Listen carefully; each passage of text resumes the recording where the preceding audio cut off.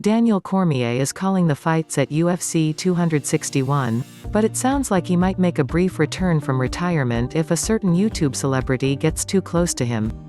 In the middle of the featured preliminary bout between Randy Brown and Alex Oliveira, the Jacksonville faithful at the VyStar Memorial Arena began chanting F***CK Jake Paul rather loudly.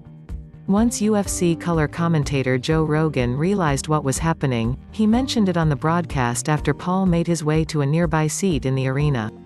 That's when Cormier revealed that he had just had an altercation with Paul after they had exchanged several messages over social media in the past week since the 24-year-old Ohio native knocked out Ben Askren at the Triller Fight Club pay-per-view.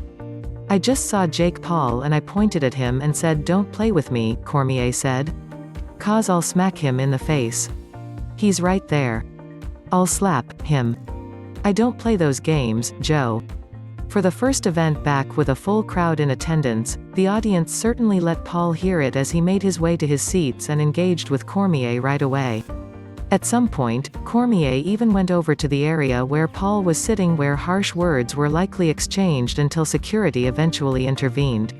Prior to Saturday night, Cormier had already shot down a challenge from Paul for an actual fight after the outspoken social influencer started taking jabs at him after his win over Askren.